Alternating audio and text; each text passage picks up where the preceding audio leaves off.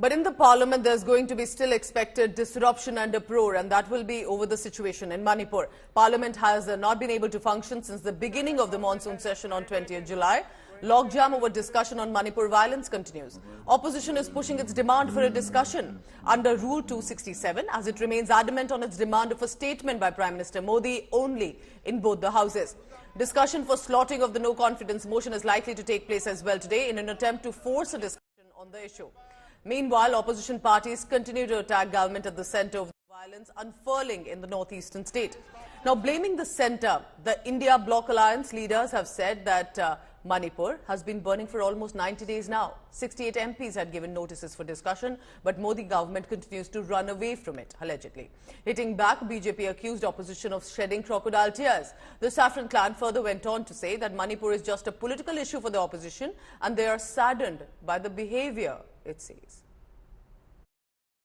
मणिपुर का सिक्योरिटी, मणिपुर का कम्युनिटी, हर कम्युनिटी सफर कर रही है उधर। उनके ऊपर कुछ चिंता सचमुच हो तो आकर बात करना चाहिए। उनके विजिट के द्वारा क्या उनका जानकारी मिले वो इधर रखना चाहिए। वो ना करते हुए पॉलिटिक्स ही पॉलिटिक्स, मणिपुर के ऊपर पॉलिटिक्स करने वाले बेरहम यूपीए के में आज अपील कर रही हूं कि सचमुच मणिपुर गए और आकर इधर बात रखने के लिए मौका जब मिल रही है, आप क्यों उसको उठाना नहीं चाहते हैं? इतने सारे माननीय सदस्यों ने ये चर्चा मांगने के बाद 176 में एडमिट किया गया। उसकी आज तारीख तय करी गई क्योंकि विपक्ष रोज पार्लियामेंट को चलने नहीं दे रहे।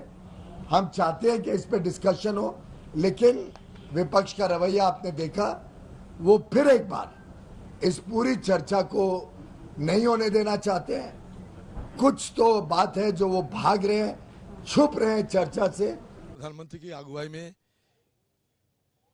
सारे सत्तारूढ़ पार्टी के सांसदों को जाना चाहिए। अगर और प्रधानमंत्री की अच्छा इच्छा होती तो सारे पार्टी को, मतलब ऑल पार्टी डेलीगेशन सबको मणिपुर जाना चाहिए वहाँ के हालात की जायजा लेने के लिए। अगर एक बार कोई मणिपुर पहुंच जाएंगे ना सत्तारूढ़ पार्टी के नेतागण, तो यहाँ आके इस तरीके की हेजुल बयानबाजी करने में उनको दिल नहीं लगेगा। अगर उनके अंदर मानवता रहे तो मणिपुर की हालात संगीन है। देखिए, आज